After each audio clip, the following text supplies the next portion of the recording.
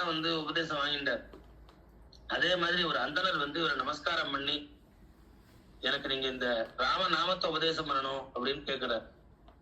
கபீர்தாசர் பல கோடி ராமநாமம் ஜபம் பண்ணதுனால பாத்திரம் இருந்து பிச்சை எடுன்னு சொல்லுவா. ராமநாமம் நல்லதுதான், யார் வேணா சொல்லலாம். ஆனா மகான்கள் கிட்ட இருந்து டைரக்டா உபதேசம் வாங்குறது யாருக்கு கொடுக்கணும்னு மகான்களுக்கு தெரியும். அவள் இவ சத்பாத்திரமா அப்படின்னு பாப்பா. அப்ப பத்மநாப வேதியர் நல்ல பூர்ணமா வேதம் படிச்சவர். இவர் ராம மந்திரம் நமக்கே ராமநாமம் தெரியாதா? இது நம்ம யாராவது ஒருத்தர் நமக்கு காதல ராமநாமம் சொல்லணுமா? யோசனை பண்ணி பாருங்க. ராமான்னு சொல்ல நமக்கு தெரியாதா? ராமாயணம் சின்ன வயசுல எத்தனை வாட்டி கேட்டிருக்கோம். தசரதரோட பிள்ளை ராமர் எல்லாருக்கும் தெரியுமே. ராவணன் ஜெயிச்சார் எல்லாம் தெரியுமே. அப்படி இருந்தாலும் ஒரு மகான் வாயால நம்ம காதுல உபதேசம் ஆச்சுன்னா அதே ராமநாமம். அது நமக்கு அது அத்தனை அளவுக்கு உயர்ந்தது. அப்படி கேட்க இவரை பார்த்த உடனே உபதேசம் பண்றேன் அப்படின்னு சொல்லி ராம் ராம் ராம்னு கபீர்தாசர் நம்ம பத்ராசர் ராமதாசருக்கும் கபீர்தாசர் தான் குரு. நீங்க இந்த ராமதாசுன்னு படம் பார்த்தா தெரியும். ஸ்ரீராம ராம ராமேதி ரமே ராமே மனோரமே சகஸ்ரநாம தத்துல்யம் ராமநாம வரானனே அப்படின்னு மந்திரத்தை ராம மந்திரத்தை உபதேசம் பண்றார். பத்ராசர் ராமதாசருக்கும் கபீர்தாசர் தான். அப்போ அவர் உபதேசம் அவர்கிட்ட இருந்து வாங்கிட்டவாள்ல எவ்வளவு பெரிய ஸ்டாண்டர்டா பக்தி பண்ண ஆரம்பிச்சா பாருங்க. அந்த முஸ்லீம் ராஜா அடிச்சு உதச்சி ஜெயில ஹிம்சை பண்ணா கூட ராமநாமத்தை விடாம அந்த ராமமயம் ஈ ஜெகமந்தா ராமமயம் எந்த ருச்சின்றாரு. உப்பு அதிக அளவு போட்டு அவருக்கு சாப்பாடு கொடுக்குறான். சாதத்தை விட அதிக அளவு உப்பு. ஆனா எந்த ருச்சின்றார். ராமநாமம் எந்த ருச்சிரான்றார். நீ நாமம் எந்த ருச்சிரான்றார். அப்படி பத்ராசர் ராமதாஸ் பாடுறாருன்னா கபீர்தாசர் கிட்டே இருந்து உபதேசம் வாங்கிட்டவர் எந்த சந்தர்ப்பத்திலையும் ராமநாமத்தை கெட்டியா பிடிச்சுட்டு ஜபம் பண்றான்னு தெரியுது. அந்த மாதிரிதான் இந்த பத்மநாப வேதியர் ராமநாமத்தை கபீர்தாசர் கிட்டே இருந்து உபதேசம் வாங்குறார். அப்படின்னும் பொழுது அதுக்கப்புறம் விடாம ராமநாமத்தை சொல்றார். கபீர்தாசர் எவ்வளவு ராமநாமம் கோடி கோடியா சொன்னாரோ அவ்வளவு ராமநாமத்தை கோடி கோடியா. ஏன்னா தியாகராஜர் அவ்வளவு கோடி ராமநாமம் சொன்னதுதான் அவரோட பாடல்கள்லாம் இன்னைய அளவுக்கும் இதுக்கப்புறமும் சூப்பர் ஹிட்டா இருந்துருக்கு. சூப்பர் ஹிட்டா இதுக்கப்புறமும் இருக்கும் தியாகராஜர பாடல்கள். அவர் அவ்வளவு கோடி ராமநாமம் ஜபம் பண்ணிட்டு அப்புறம் தான் இந்த பாடல்கள் எல்லாம் எழுத ஆரம்பிச்சார் ராமன் மேல. அந்த மந்திர உபதேசம் அவ்வளவு ஜபம் வாங்கிட்டு அப்பா கிட்டே வாங்கிட்டு தியாகராஜர் ராமநாமத்தை நிறைய சொன்னதுனாலதான், பல கோடி வாட்டி சொன்னதுனாலதான் அவர் வாயிலிருந்து வந்த பாடல்கள்லாம் அழியா புகழ் பெற்றது.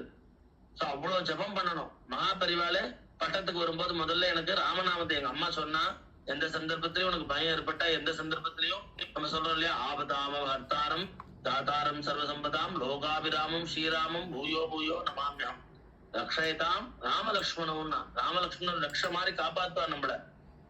சோ அப்ப ராமநாமத்தை சொன்னா ராமலக்ஷ்மணர்கள் வந்துருவா நமக்கு துணையா. அப்படி ராமநாமத்தை சொல்லிட்டு இருந்தார் மகாபரிவான்னு சொல்லியிருக்கா. அந்த மாதிரிதான் பத்மநாப வேதியர் ராம் ராம் ராம் ராம் ராம்னு சொல்லிட்டே இருந்தார். பல கோடி வாட்டி ஜபம் பண்ணியிருக்கார். இப்படி இருக்கும் பொழுது ஒரு சமயம் என்ன ஆகுதுன்னா, கங்கை கரையில ஒரே பரபரப்பு. நிறைய ஜனங்க கூடி இருக்கா. என்னென்னமோ கச்சமுச்சான்னு பேசிட்டு இருக்கா. என்னன்னு என்ன யாருக்கும் தெரியல. அப்ப பத்மநாப வேதியர் கபீர்தாத்த உபதேசம் வாங்கி பல வருஷம் ஆறுது. அதனால நிறைய கோடி ஜபம் பண்ணியிருக்காரு ராமநாமத்தை. அவர் ஸ்நானம் பண்றதுக்காக குளிக்கிறதுக்காக கங்கைக்கு வர. அப்ப எல்லாரும் கச்சமுச்சான்னு பேசவே ஏதோ சம்திங் ராங் அப்படின்னு தெரியுது. என்ன விஷயம் அப்படின்னு கேக்குறார். அப்ப அங்க பார்த்தா ஒரு பெரிய பணக்காரர் ஒருத்தர் அங்க உட்கார்ந்து இருக்காரு. அவரை சுத்தி நிறைய பேர் அழறா. இன்னும் நிறைய ஜனங்கள் இருந்துட்டு இருக்கா. என்ன விஷயம் அப்படின்னு கேக்குற. அப்ப கூடத்துல ஒருத்தர் சொன்னா, இந்த மாதிரி இவர் ரொம்ப பணக்காரர், நல்ல பெரிய வியாபாரி, எல்லாம் நல்ல பணம் சொத்து சொந்த பந்தம் எல்லாம் நிறைய உள்ளவர். ஆனா லெப்ரசினால என்ன பண்றா, எத்தனையோ மருந்து பணக்காரன்றதுனால பணத்தை வச்சு நிறைய வைத்தியர்கள்ட்ட போயாச்சு, குணமாகல. இன்னும் நோய் தீவிரம் ஜாஸ்தியா போறது. இவருக்கு ஒரு ஸ்டேஜ்ல இந்த நோய் வச்சுட்டு வாழ முடியல, தற்கொலை பண்ணிக்கலாம்னு கங்கை கரைக்கு வந்திருக்காரு. கங்கையை விழுந்து தற்கொலை பண்ணிக்கலாம்னு அதை டமடமா போட்டு அனௌன்ஸ் வேற பண்ணிருக்கார். டோட்டல் அவரோட ரிலேஷன் எல்லாரும் ஓடி வேற வந்திருக்கா. எல்லாரும் அழுதுன்னு இருக்கா. எல்லாரும் பேசுறா, அப்ப ஜனங்கள்லாம் கேள்விப்பட்டுட்டு இவ்வளவு பெரிய பணக்கார இவ்வளவு பெரிய வியாபாரி கடைசியில இப்படி ஒரு முடிவு எடுக்கிறாரு அப்படின்ற அவர் இல்ல இல்ல நான் பாத்துட்டேன், மருந்து மாத்திரை எல்லாம் பாத்துட்டேன், எல்லா வைத்திரியும் பாத்துட்டேன், ஒன்னும் தேவையால ஒன்னும் ஜாஸ்தியா இருக்கு, நான் பிராணனை வச்சுட்டு இருக்கிற ஒவ்வொரு நேரமும் நரகமா இருக்கு எனக்கு, அதனால செத்து போயிடணும் அப்படின்னு முடிவு கட்டி மனைவி மக்கள் குழந்தைகள் பேரம் பேதி எல்லாத்தையும் சொல்லியாச்சு. எல்லாரும் குழுமி இருக்கா. பை பை சொல்லி நான் கங்கையில உழ போறேன்னு சொல்றேன். எல்லாரும் அழுதுன்னு இருக்கா. பக்கத்துல இருந்து அழுதுன்னு இருக்கா. எல்லாரும் எவ்வளவு சமாதானம் சொன்னா, ஆனா அவர் வலி அவருக்கு தானே. நான் என் வலி யாராவது வாங்கிக்க முடியுமா? நான் அனுபவிக்கிற கஷ்டத்துக்கு நான் கிளம்பி போனாலே தேவையில்ல. உங்களுக்கு எல்லாம் சொத்து பத்து நான் சம்பாதிச்சதெல்லாம் இருக்கு, அதை வச்சு நீங்க வாழ்ந்துக்கோங்க. எப்படி இருந்தாலும் ஒரு நாள் சாகத்தான் சாகணும். நான் ஆனா இப்பயே வந்து என் முடிவை எடுத்துக்கிறேன் அப்படின்னு அவரு அதுக்கு வேத பண்டிதர்களை கூப்பிட்டு இதுக்கு ஏதாவது ஒரு ஹோமம் பண்ண முடியுமா, நானே சாக போறேன்னு சொல்லி அதுக்கு 2 பேரை கூப்பிட்டு ஏதோ சொல்ல வச்சு அதை ஏதோ பர்ஃபார்மன்ஸ் பண்றதுக்கு ரெடி பண்ணிட்டு இருக்காரு. இது தெரிஞ்சது பத்மநாப வேதியருக்கு. மெல்ல நான் அவர்கிட்ட பேசி பாக்குறேன் அப்படின்னு உறவுக்காரட்டெல்லாம் சொல்லிட்டு, ஐயா நீங்க ஏன் இந்த முடிவு எடுத்தீங்க அப்படின்னார்.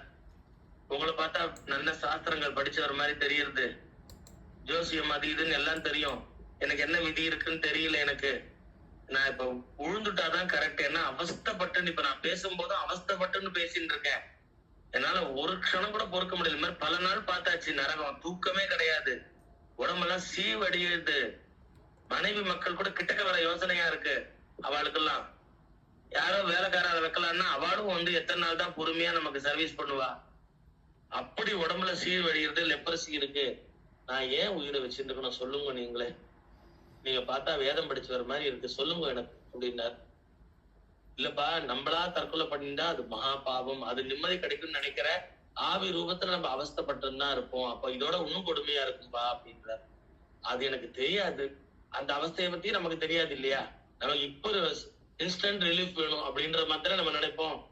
இப்ப இருக்கிற துக்கத்துல இருந்து ரிலீவ் வேணும்னு நினைக்கிறேன் அப்படின்னா, இது வந்து இதுல இருந்து நீ ரிலீவ் வேணும்னு நினைக்கிற, இது உன் கர்ம வினை, ஆனா அது இன்னும் பல மடங்கு வந்து அவஸ்தையா இருக்கும்பா அப்படின்னு. என்னதான் சுவாமி நான் பண்றது, நீங்க தர்மசாஸ்திரம் சொல்றேன், எனக்கு ஆவி ரூபம் அங்க அவஸ்தப்படுவா, தற்கொலை பண்ணிட்டவாள்லாம் கஷ்டப்படுவான்னு சொல்றதெல்லாம் எனக்கு தெரியாதுதான், பட் கேள்விப்பட்டிருக்கேன் தான். ஆனா இந்த இன்னைக்கு எனக்கு இந்த வழியில இருந்து விடுதலை வேணும்னு தானே தோன்றது, நான் என்னோட முடிவு நான் என்ன பண்றது, நான் அப்படி அவஸ்தப்பட்டு இருக்கனே அப்படின்னு. உடனே சரி உங்களுக்கு இந்த வியாதியில இருந்து குணமாக்கிட்டா போருமோன்னு தற்கொலை பண்ணிக்க மாட்டேன்னா, என்ன சர்வசகஜமா பேசுறேன், அது கிடைச்சிட்டா போறாதா, அப்ப நான் மந்திரோபதேசம் பண்றேன், 3 முறை ராமநாமத்தை சொல்லுவோம். இதே மாதிரிதான் நம்மளோட போதேந்திரால் கதையிலயும் வரும். போதேந்திரால் ஒரு திண்ணையில இருந்துட்டு இருக்காரு. அப்ப வந்து யாரோ வந்து பர்தா போட்டுன்னு ஒரு பொண்ணு, அப்புறம் ஒரு கூட ஹஸ்பண்ட், 2 பேரும் அந்த ஒரு வீட்டு கதவை தட்டுவா. அங்க ஜெகநாத பண்டிதர் இருக்காரான்னு கேட்பா. அந்த பண்டிதர் காலம் ஆயிட்டாரேன்னு உள்ள இருந்து சொல்லுவா அவர் பிள்ளை. அப்படியா, அப்ப வந்து எங்களுக்கு ஒரு பிராயச்சித்தம் சொல்லணும் அப்படின்னா என்னன்னு கேட்பா. அந்த காலத்துல இந்து பெண்கள் கொஞ்சம் அழகா இருந்தா முஸ்லிம்கள் கல்யாணமான பொண்ணா இருந்தா கூட தூக்கின்னு போயிடுவா. அவெல்லாம் கத்தி கித்தி வச்சிருப்பா, கொன்னுடுவேன்னு மிரட்டுவா, பலவந்தமா பெண்களை எங்க மாதிரி குளத்துல போய் தான் தண்ணி எல்லாம் எடுக்கணும். அந்த மாதிரி எடுக்க ஏதாவது குடத்தை எடுத்துட்டு பெண்கள் வந்திருந்தான்னா பார்த்தா கொஞ்சம் பார்க்கறதுக்கு மூக்கு மொழியுமா இருந்தா உடனே அவன் என்ன பண்ணுவான்னா குதிரையில வந்து 4-5 வீரர்களா வந்து முஸ்லிம்ஸ் அப்படியே கடத்தின்னு போயிடுவா. ஏன் போய் கேட்க முடியாது, எங்க அடைச்சி வச்சிருக்கான்னு தெரியாது. ராஜாவும் முஸ்லிம் ராஜாக்கள்லாம் இருந்தா, அதனால அவள்லாம் இத வந்து இந்துக்கு ஏற்க தீர்ப்பு எல்லாம் சொல்ல மாட்டா. சோ இந்த மாதிரி பல விதமான கஷ்டங்கள்லாம் இருந்தது அந்த காலத்துல. முஸ்லிம் ராஜ்யம் இருக்கும் பொழுது அந்த மாதிரி கஷ்டப்பட்டா அந்த காலத்துல. அப்போ இந்த மாதிரி ஒரு பொண்ணை கடத்தின்னு போயிருக்கான் யாரோ, சுல்தான் யாரோ. அப்ப அவ வந்து அவனால சீரழிக்கப்பட்டு கல்யாணம் ஆகும். ஆனா கடத்தின்னு போயிட்டு அவன் சும்மா வச்சுட்டு இருப்பானா, எவ்வளவு முடியுமோ அவளை மிஸ்யூஸ் பண்ணி தப்பு எல்லாம் பண்ணிருக்கான். அவளுக்கு அவளோட ட்ரெஸ் எல்லாம் போட்டு விட்டுருக்கான்.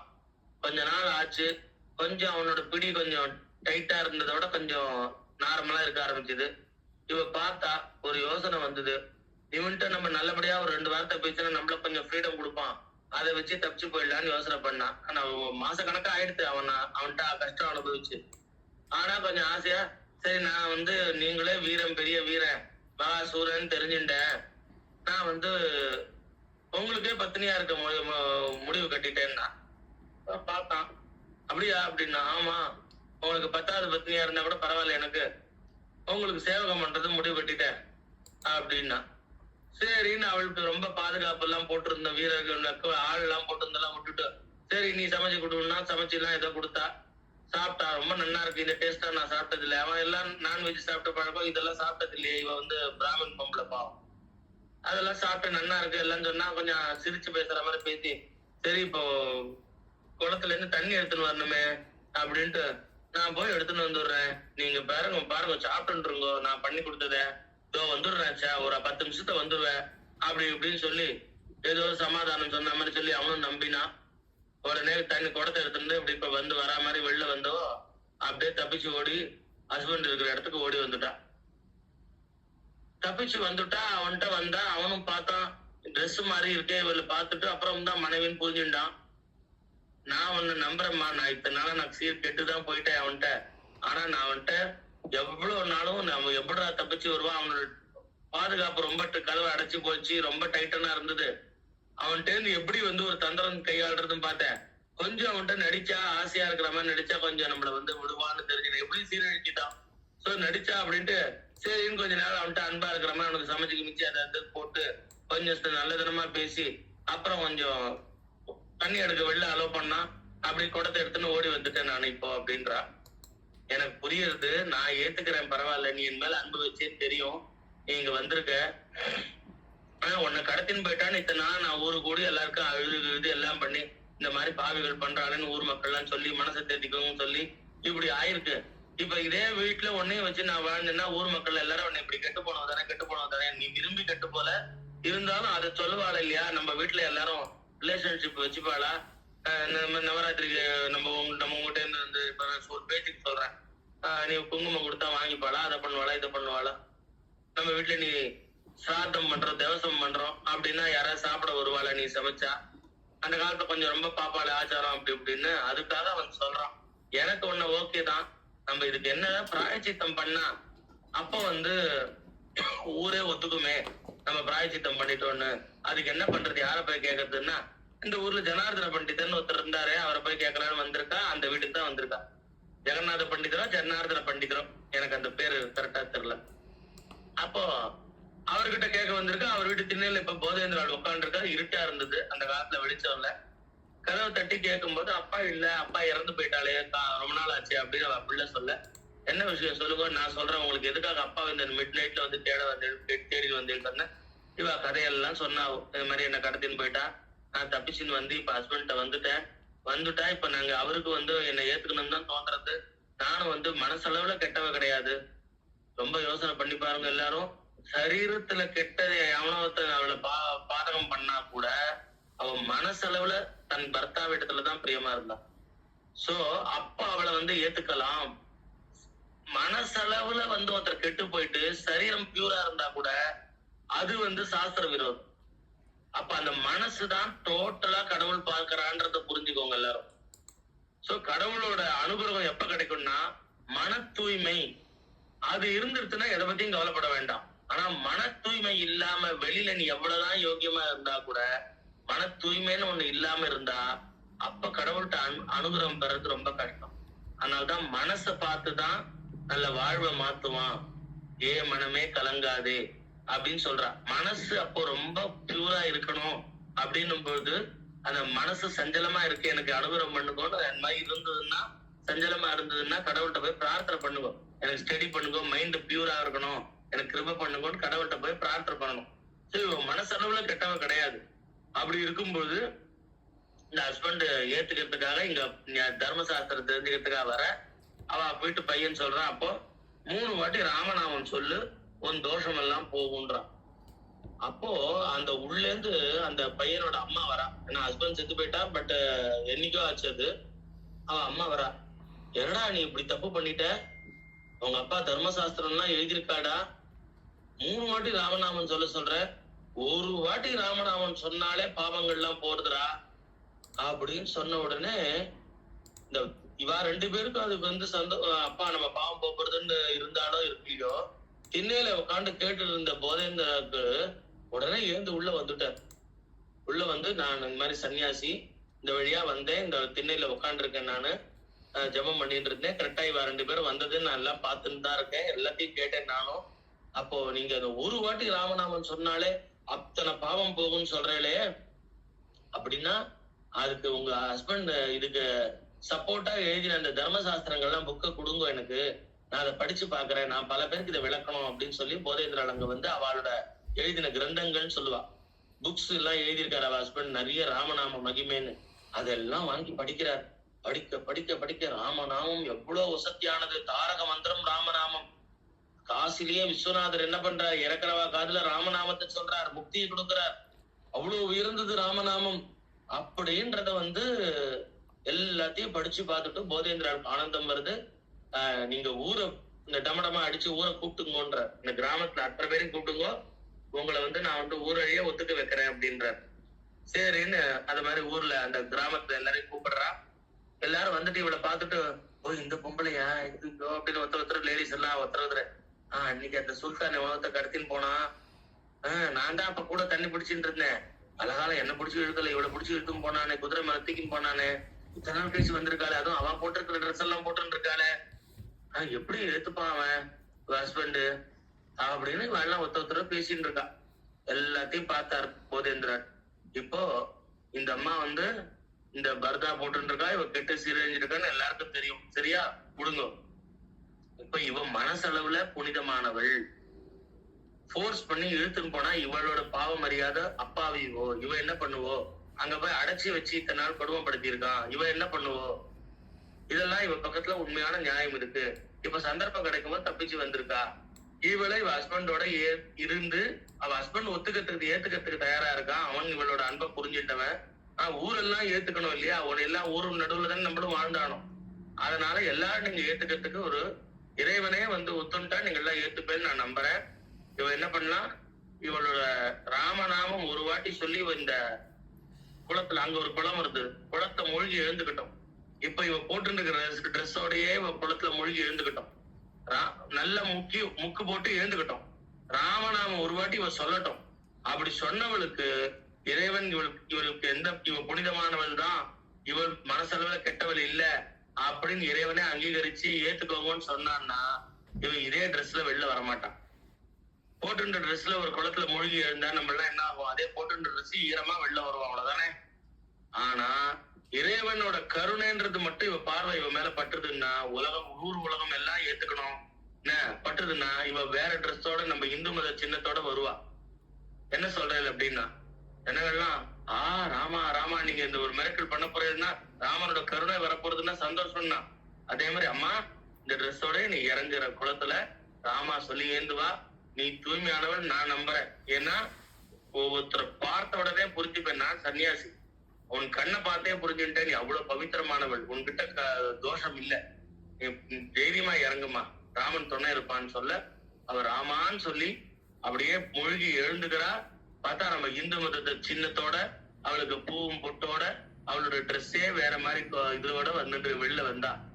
எல்லாரும் ராமா ராமா ராமா ராமான் விண்ண புழக்கிற அளவுக்கு எல்லாரும் ராமநாமத்தை சொன்னாலாம் அந்த கிராமத்துல எல்லாரும்.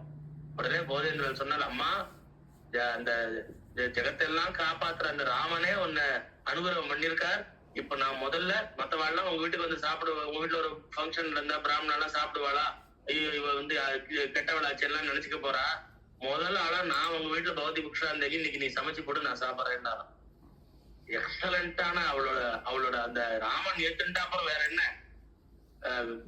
கௌதமர் அகல்யா இருக்கா, கல்லா போனா இந்திரன் வந்து தப்பு பண்ணிட்டான், கௌதமர் வேஷத்துல வந்து தப்பு பண்ணிட்டான், அப்ப அகல்யக்கு சேர்த்து சாபம் கொடுத்துட்டாரு கௌதமர் கல்லா போன்ட்டு. ராமன் பாதம் பட்டது புனிதமாயிட்டா.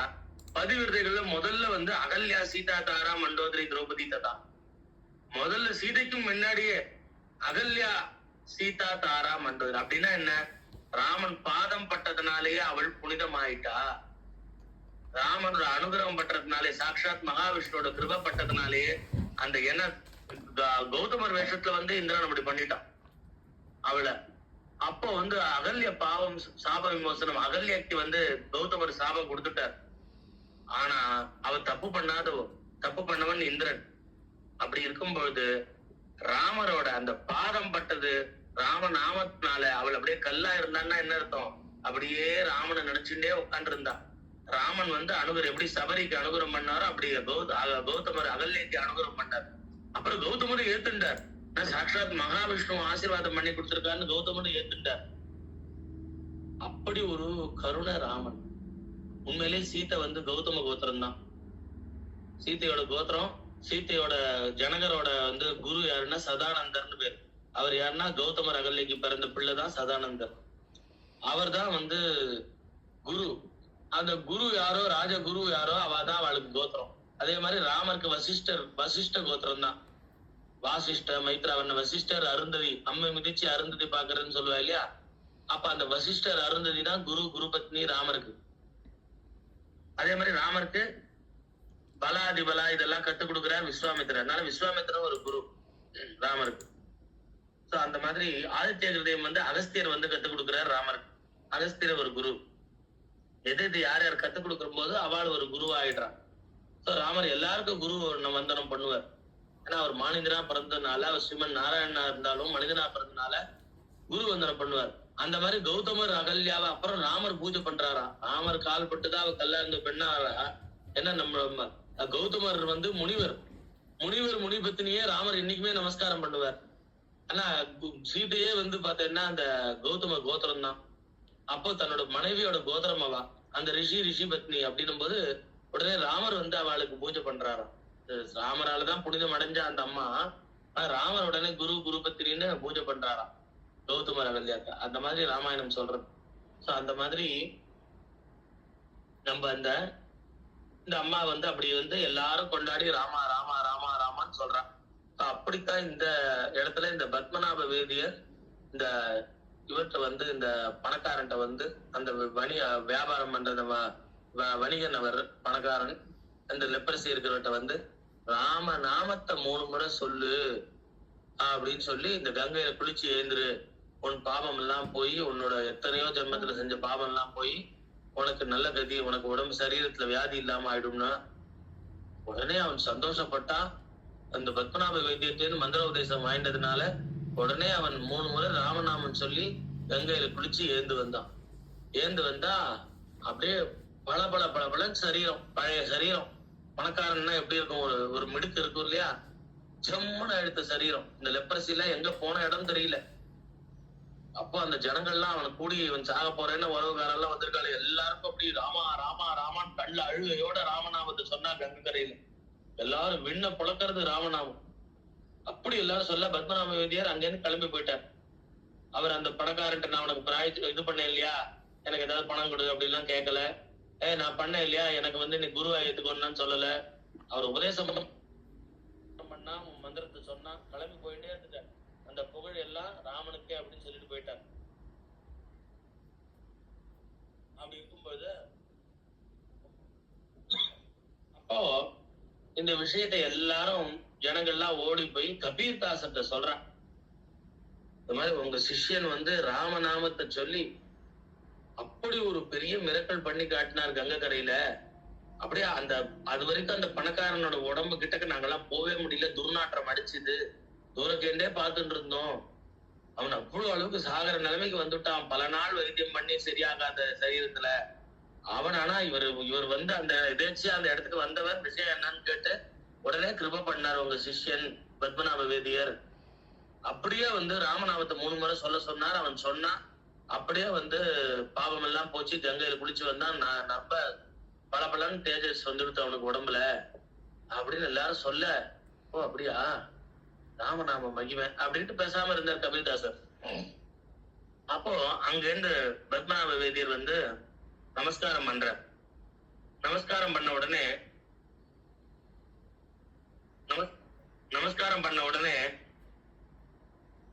இவர் உடனே என்ன பண்ண, கபீர் கேக்குறார், என்ன ராமநாமத்தை 3 முறை சொல்ல சொன்னியாமே அப்படின்றார். இந்த போதேந்திர கதையில வரா மாதிரியே. உடனே அவர் சொன்னார், குருவே எனக்கு தெரியும், நீங்க என்ன கேட்க போறது தெரியும். 1 முறை ராமான்னு சொன்னாலே பாவங்கள்லாம் போய் நம்ம புனிதம் அடைகிறோம். எனக்கு தெரியும். 3 முறை ஏன் சொன்னேன்னா, அந்த வணிகனுக்கு முன்ஜென்ம பாவம் ரொம்ப கொடுமையா இருந்தது. அது போறதுக்கு முன்ஜென்ம பாவம் ஒரு வாட்டி ராமநாமமும், இந்த கங்கை கரையில அத்தனை பேரும் அழுதுட்டு இருந்தா இல்லையா, அத்தனை பேருக்கும் ஒரு ஞானம் ஏற்படணும்ன்றதுக்கு ஒரு ராமநாமமும், அடுத்தது அந்த இதுக்கப்புறம் அவன் புனிதமாய் அவன் உடம்பு சரியா போயிடும். அப்புறம் அவன் வாழ்க்கை தவ வாழ்க்கையா இருக்கணும்ன்றது. ஏன்னா அவன் பிறந்து உடம்பு சரீரம் நல்லா கிடைச்சிட்ட அப்புறம் இன்னும் 2 கல்யாணம் பண்ணிக்கலாம். பணக்காரன்னா ஒன்னும் அந்த காலத்துல நிறைய 2-3 பண்ணிப்பார்ல. இன்னும் 2 கல்யாணம் பண்ணிக்கலாம். பாத்தி எவ்வளவு பளபளன்னு இருக்கும் பாத்தியா? என் வாழ்க்கை அப்படியே சேஞ்ச் ஆயிடுச்சு, இன்னும் இளமை வந்துடுச்சு, இன்னும் ஜாலியா நான் இருக்கலாம் அப்படின்றதுக்காக நம்ம சரீரம் கொடுக்கல. நமக்கே அப்படிக்காக சரீரம் கொடுக்கல. ஒரு கடவுள் ஒரு ஃபியூஸ பிடிங்கினான்னா ராத்திரி படுத்துன்னு காத்தால எழுந்துக்கும் போது கழுத்து பக்கம் ஏதோ சுளுக்கின்னு இருக்கு, முதுகு ஏதோ பிடிச்சுன்னு இருக்கு, கால ஏதோ நடக்க முடியல, எப்படி இருக்கு பாரு. இறைவன் மட்டும் நம்மள சீண்டி விட்டான்னா நம்ம ஒண்ணுமே இல்ல, ஃபியூஸ் போன பல்பு. நம்ம ஏதோ தெம்பா இருக்கோம்னா இறைவனோட கருணை அப்படின்றத மட்டும் புரிஞ்சுக்கலாம். அவன் கருணை இன்னைக்கு தெம்பா நம்ம உலகம் சுற்றுற வாலிபன் சுத்தின்னு இருக்கோம். எத்தனை பேர் படுத்த படுக்கையா பெட் ரிட்டனா எத்தனையோ பேர் வாழ்க்கை அமைஞ்சுன்னு இருக்கு. எந்த ஏஜ்லயுமே இருக்கா, ஹாஸ்பிட்டலைஸ் ஆகி எந்த ஏஜ்லயுமே இருக்கா.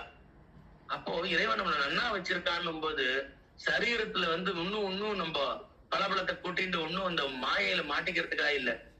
இறைவன் நாமா சொல்லணும். பல நல்ல காரியம் பண்றதுக்காக சரீரத்துல புஷ்டி கொடுத்திருக்கான் சுவாமி, தெம்பு கொடுத்திருக்கான் நமக்கு.